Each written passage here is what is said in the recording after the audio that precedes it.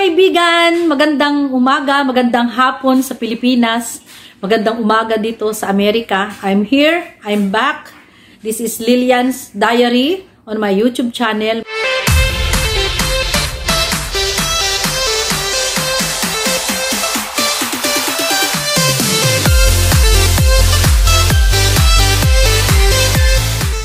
Alam niyo po na nakakamiss po na mag-vlog ulit dito sa YouTube.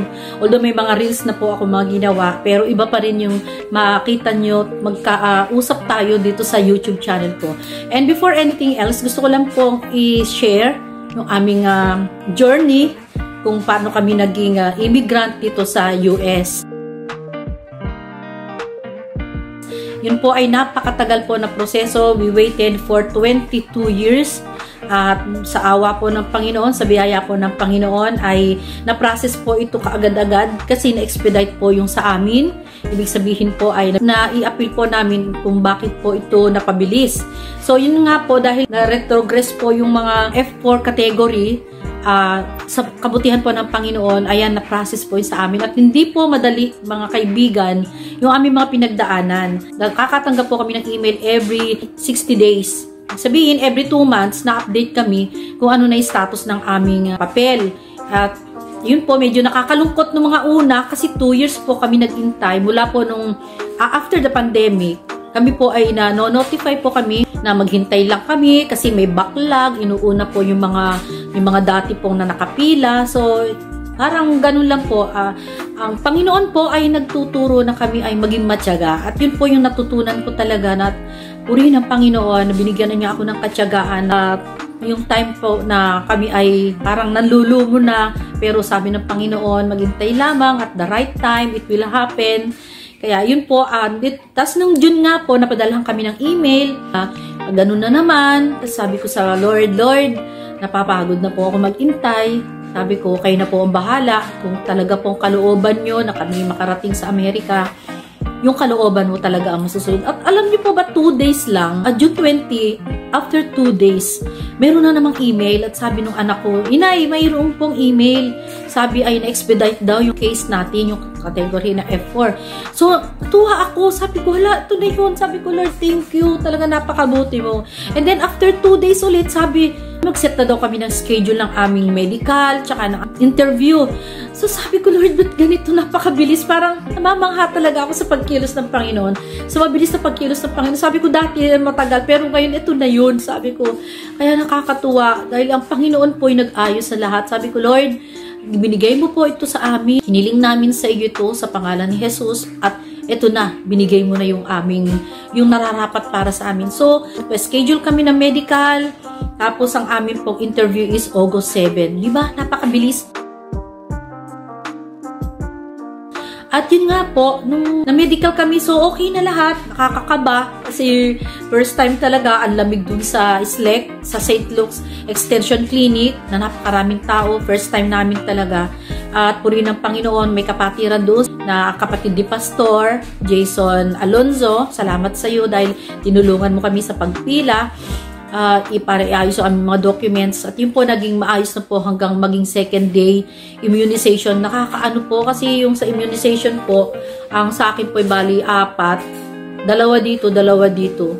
Pumasa po yung dito. So, medyo ininda ko po yun, tumagal po siya ng mga 3 days na pasa, ganun. Pero okay lang. Tapos yung anak ko bunso, 6 po yung kanyang vaccine. 2 dito, 2 dito, tapos isa doon sa mga hita niya. Tapos nung sa interview na, yun po yung nakaka-tense nung August 7, talagang iniluhod ko sa Panginoon, Lord, bahala ka na. Although, alam ko na, for formality na lang po yung interview sa amin. Siyempre, first time namin, ang hirap po talaga yung first time mo na makaranas ng mga ganun. So, August 6, nag-check-in kami sa hotel na kung saan ay katapat lang ng US Embassy para mas madali po yung access.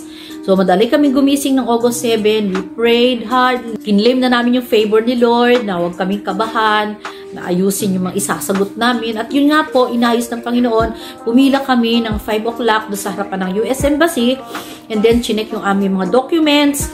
At ito na nga po, doon sa screener, doon po ako medyo parang, parang nanlumo ako kasi kapwa siya Pilipino na parang I feel so intimidated na Sabi ko, ba't ganito yung mga tanong? Wow, asan yung ano nyo? Bakit asan niya? Ba't ganito yung ano nyo? So sabi pa niya nung una, ay sorry, hindi kayo ma-interview. Sabi ko, bakit po? Kami po yung na-expedite. Ay, ganun ba? Ah, sige, sorry. Tapos yung sa birth certificate ng ate ko, akala niya, yung birth registration, yun yung birth certificate. Kasi ang sabi ko, ang birthday po niya ay ganito. Pero sabi niya, bakit ganito? Ayun, tingnan nyo nga. Sabi, chinek nung anak ko, sabi niya, ma'am, tingnan nyo nga po, sabi gano'n, kung ano yung ganyan. Tapos nagkamali siya, ay, sorry, sabi niya gano'n. Tao lang, sabi niya. So, parang sabi ko, Lord, napasandal ako sa pader na gano'n, sabi ko, Lord, bahala ka na po, alam ko hindi ito yung kalooban mo. Ang kalooban mo, maging maayos ang lahat. So, gano'n nga po, nabigay maayos po. Tapos sabi niya, ay, may good news naman po, sabi niya gano'n. May isama niyo po si Aldrin. Kasi po, si Aldrin is 25 years old at mayroon pong tinatawag na CSPA computation para po doon sa edad niya. So, yung favor ni Lord talaga, inayos niya. So, di ko lang, parang naging 16 lang yata yung edad niya o something. Basta pumasok siya. Si Aldrin po, maisama niyo. Bibigyan lang natin, sabi niyo gano'n, ng computation si Consul. Tapos nung ano na po, sabi namin, thank you Lord, talaga lahat po ng papuri sa Panginoon lang talaga. And then, nag-biometrics na kami, tapos nag-iintay kami ng tawag ng Consul. Tapos meron po, may story talaga ako na nag-observe po kami doon sa bawat windows ng ilang window yun na buka, na open, parang 8 lang. Nakapapansin namin yung Windows 65, hindi ko po talaga ito malilimutan. Nakita ko talaga para siyang maamong anghel. Sabi ko, Lord, parang gusto ko doon kami ma-interview. Ang bait niya, tas napaka-formal niya. Tas lahat nung kanyang in-interview, lahat, walang problema. Walang natutuwan G. Tutuwan G po, ibig sabihin may mga kulang pang documents. Tapos, ganun nga po, nung kami na lang natitira kasi family, inuna po yung mga individual. So, hinuli po yung mga family. Tapos, yung nga po tinawag kami, Lilian Aquino and family, sabi niya ganun, please go to Windows 65. Sabi ko, Lord, talaga napakabait po sa ganun. Nakangiti ako, lumapit doon sa console. Sabi niya, hi, sabi niya, good morning, how are you? Yes, we're fine. Good morning, sir. Tinignan niya lahat ng documents. Although, for formality na talaga yun. Siyempre, titingnan mo siya eye to eye. Tapos nakangiti lang kami tatlo. Sabi niya, where is your NBI? Tapos ganyan. Ang bilis lang. Wala pa talagang 5 minutes. Sabi niya, Aldrin, are you single? Are you not married? Tapos sabi niya nun, kay Apollos, oh, Apollos, you're 17. The school is starting on September. Ganyan sabi niya. Tapos, yun lang, yung tinanong niya, tapos sino yung petition niya, tapos yung address na pupunta namin dito sa US. Tapos sabi niya, I don't see any problem regarding your papers. Your visa is approved. Oh my God, sabi ko talaga napakabuti mo, Panginoon. You're so good. Talaga sabi ko, Lord, talaga napakabuti mo. Mangyak-ngiyak talaga ako. Hindi ko alam kung gagawin ko. Tapos, sabi niya ganun, oh, is there anything you want to ask me? Sabi ganun. Sabi ko, wala na akong masasabi. Sabi ko, thank you po. Thank you, sir. Sabi ko, God bless you, God bless you. Para siya talagang anghel na pinadala ng Panginoon. So, yun, approve na nga po. Lumabas kami na may galak at kapayapaan sa aming puso. Halos tumalon kami sa loob ng embassy. Pero, pinilit pa namin magpakakalma. At nung nandun na kami sa labas ng embassy, talaga sabi ko, this is it, Lord. This is it. At yun po, mga kaibigan, we are visa approved. The next day, inaayos namin yung aming booking para po ma-flight na. And then, following days po ay inaayos na yung mga papel ni Apollos, yung mga school. Kasi opening of classes po ay September 7. And everything goes fine sa kalooban ng Panginoon. Inaayos niya lahat. Kasi ang pinangahawakan ko pong verses ay yung Jeremiah 29:11, tsaka yung sabi ng Panginoon sa kanyang mga salita. Ako lang ang nakakaalam ng mga bagay para sa inyo, bagay na hindi kayo mapapahamak, bagay para sa inyong kinabukasan, and everything goes well. Kaya purihin ng Panginoon. Tsaka sabi niya, lahat ng mabubuting bagay na pinasimulan ko, lulubusin ko. Kaya sabi ko, Lord, ito na yun. Nilulubos mo na talaga. Tapos, yung nga po, nag-schedule kami ng flight namin, September 1. Medyo malungkot, syempre. Mapapahiwalay ka na sa ibang mga mahal mo sa buhay. Lalo doon sa aming apo, si Andres, saka sa anak ko, si Ayan. So, yun, medyo nalulungkot ako, pero hindi ko alam kung bakit ganun. Hanggang nasa biyahe kami, ang amin po kasi stopover is Taiwan. From Manila to Taiwan, medyo, ayun, gising kami. It goes 1.5 hour. Tapos meron kami layover na 3 hours. Meron kami naging kaibigan, kakatuwa. Mabait na babae na 65 years old. At yung kasama namin na nagmerienda sa Taiwan, gala-gala doon sa airport. And then, nung mga 7 o'clock na ng gabi, ayun, nag-flight na kami. Papunta na po ng JFK dito sa New York. At yung nga po, alam niyo ba, sabi ko, nandun kami sa hindi naman kaduluhan, nasa 70 seat kami. So, ibig sabihin, nasa dulo na kami talaga ng eroplano. Sabi ko, Lord, bahala ka na. Bigyan mo kami ng kapayapaan. Sabi ko, hindi ako matatakot. Tapos yun, alam niyo talagang galing talaga ni Lord. Pinatulog lang niya ako mula Taiwan. May mga gising-gising, papakainin ka. 2 beses kami pinakain na napakasarap naman talaga ng pagkain doon sa Eva Air. Sabi ko, talagang galing mo talaga, Panginoon. Salamat. Tapos ang babait ng mga crew. Lahat ng kailangan mo, tulungan kanila. Tapos ganun nga, sabi ko, Lord, patulugin mo na nga lang po ako, sabi ko. Si Aldrin, di makatulog. Tapos ganun, tulog ako. Tapos nung nasa monitor nga, sabi ko, ay, tapat na ng Canada. Araw na sa Canada, sabi ko, ganun, maliwanag pa. Gumising na ako, medyo yung excitement na talagang, Lord, this is it. Nandito na kami sa Canada. Malapit na kami sa Amerika. At to make the long story short po talaga, hanggang sa nakarating kami doon sa JFK, napakaayos po. Haba ng pila, iba-ibang lahi, iba-iba yung makikita mo na talagang pila. Tapos doon sa immigration na, sabi nung sa window ng immigration officer, sumunod kayo sa akin doon sa room.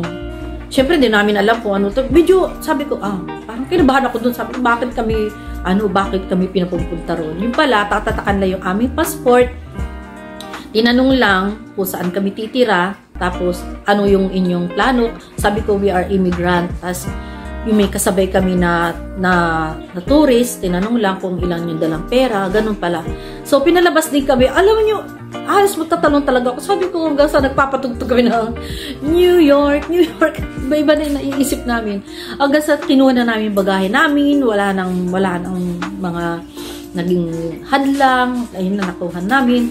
Tapos, paglabas namin ng airport,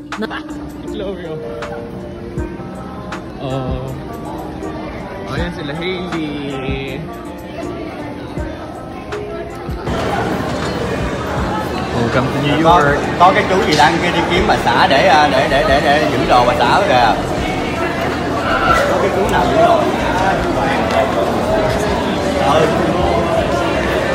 bà xã đang đứng chỗ nào đấy không? Nandun nakaabang na yung aking ate, yung si Ate Vilma. Tapos si Otoy Ray, yung kuya ko din. Nakaabang sila, pati mga pamangkin namin, si Hailey, lahat, si Allen, si Chloe, saka pamangkin ko rin si Obey. Talaga napakabuti, sinundo niya kami. Talaga mangiyak-ngiyak talaga ako, pero tumatalon ako sa tuwa, talaga nagagalak ako dahil ang Panginoon talaga yung nagbibigay ng kagalakan sa atin. At yun po, dumating kami doon, 11 o'clock ng gabi. Di pa kami nakakaramdam ng pagod hanggang sa dumating kami dito sa titirahan namin, sa pamangkin ko, na we are very much welcome. Purihin ng Panginoon, napakabuti ng kanilang kalooban, magpalain silang lalo, napaka-generous nila. Ayan, may mga pa-welcome, ano-ano pa sila, yun si Hailey, talagang napaka-supportive niya.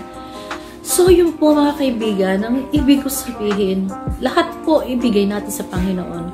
Huwag po yung sarili nating kalooban, kundi ang kalooban ng Panginoon ang masunod. Basta po sundin na natin kung yung nais niya. Huwag tayo makakalimot sa Kanya. Every time nagigising tayo, purihin natin siya, pasalamat tayo. Sinasabi ng Panginoon sa Mateo chapter 6 verse 33, seek ye first the kingdom of God and His righteousness, and all the things will be added unto you. All the things bibigay ng Panginoon. Basta unahin lang po natin siya. So, yun po mga kaibigan. Marami pa pong susunod na mga vlog. Abangan nyo lang po. And to God be the glory. Tayo po ay laging masaya, magkaroon tayo ng kapayapaan sa ating puso. Ang lahat po ay iaayos ng Panginoon. Shalom to everyone! Bye-bye!